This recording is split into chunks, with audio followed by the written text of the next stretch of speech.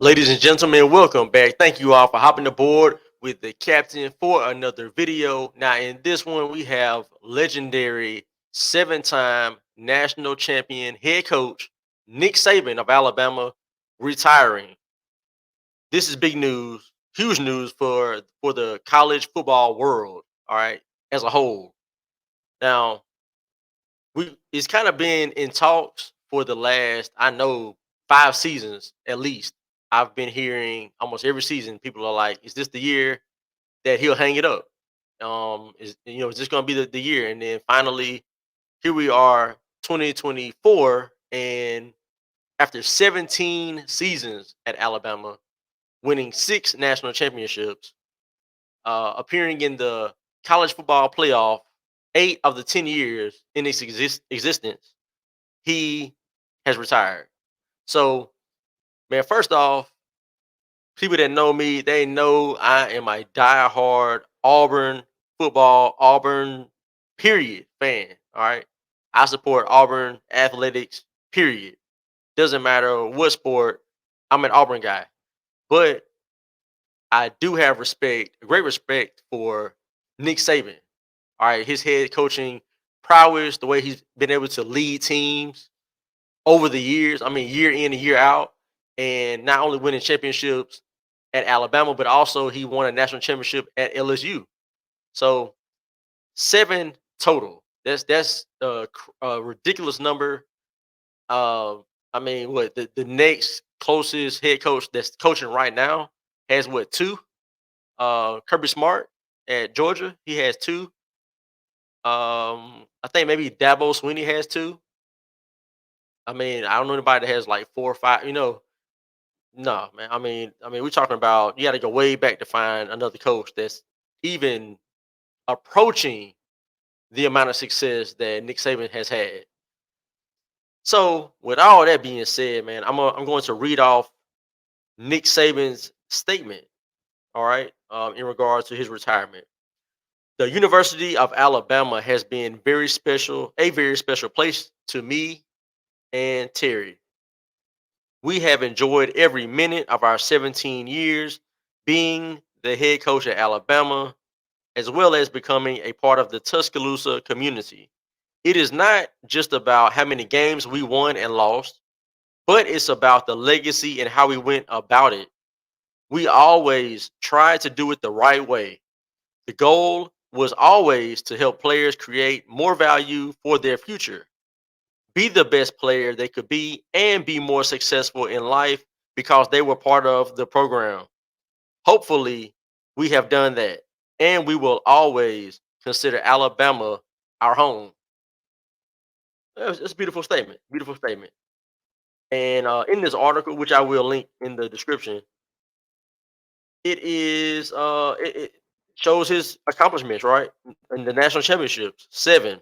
He got LSU a national championship in '03, 6 at Alabama, '09, 2011, 2012, 2017, 2020, right? And then we all know, like I said, he's been in 8 of the college football playoffs out of the 10 years it's been around. So crazy, crazy. One of the winningest coaches in college football history, and up there, up there. The only stint that he had where it just didn't go anywhere was Michigan State. He was coached there from '95 to '99, and it just wasn't much going on in Michigan State. He also his first time head coaching was at Toledo in 1990.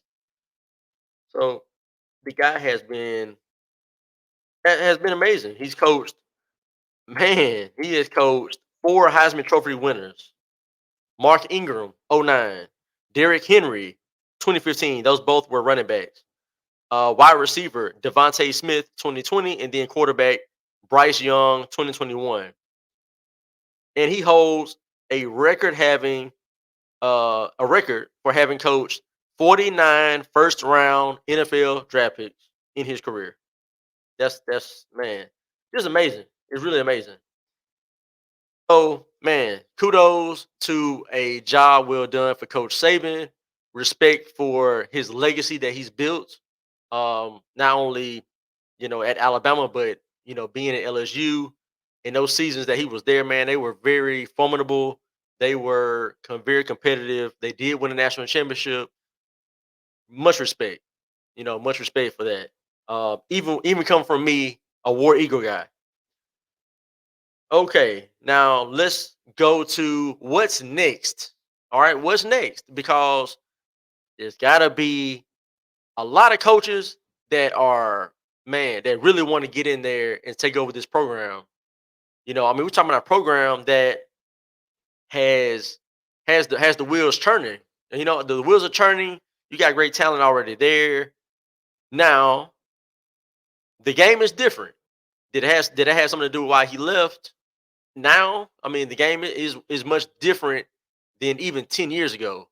Even 5 years ago, the game has changed. The NIL, the whole transfer portal situation where guys are just transferring. I mean, from one day to the next, it's changed the game, right? So the amount of the talent pool used to just go to Alabama. I mean, for a long time, they were getting all the 5 stars, 4 stars, everything, and it was just it was top heavy. Yeah, they had the talent, and then you had a couple teams underneath that got good talent, but nobody was really messing with Alabama's talent. Now with the NIL and transfer portal, it's kind of even the playing field where you got smaller programs like a Liberty, you got smaller programs like a Houston, a Tulane, a Troy. These type of programs are able to get better talent now because the NIL situation and the transfer portal situation.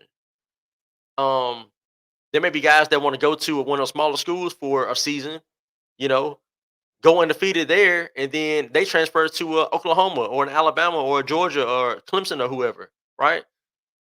Total different game. So having that in mind, as they go into this coaching search, who do they like? Who's wanting to be there? Now, apparently, there's plenty of guys that's really at the top of the list. Washington head coach Kalen DeBoer, also Florida State head coach Mike Norvell. Okay, and Norvell is 23-4 um, over his last 2 seasons at Florida State. And then also Kellen DeBoer, we all know he just played in the national championship against Michigan. All right, who happened to have Michigan defeated Alabama. All right, in the semifinal. So of course he's a top guy, and there's many others. There's the offensive coordinator at Alabama, Tommy Reese, is also a guy that's supposed to be interviewed. Maryland head coach Mike Locksley, also Missouri head coach Drinkwitz. All right, he's also a guy that maybe they're looking at. But I found something interesting. I personally feel that I think the Washington head coach. I think it may be him. I could be wrong, but I think he may be the guy that really that they go at, and I think he may say, "I'm coming." Right? He may pull the Deion Sanders. I'm coming. All right. Let me bring this in, man. This is interesting because there was a radio station in Seattle, Washington, that was supposed to have hosted, have had head coach DeBoer on for an interview, and they had to put out a little tweet, all right, on X saying, "Husky fans, we know you were looking forward to a visit with Coach DeBoer this morning. Please understand that Coach DeBoer and UW Athletics are continuing to work towards a future we can all be excited about. At this time, Coach will not be joining us this morning, but we will reschedule our interview soon." All right, hashtag Purple Rain. Now, the timing of that is very interesting because the news about Alabama head coach Nick Saban retiring just came out.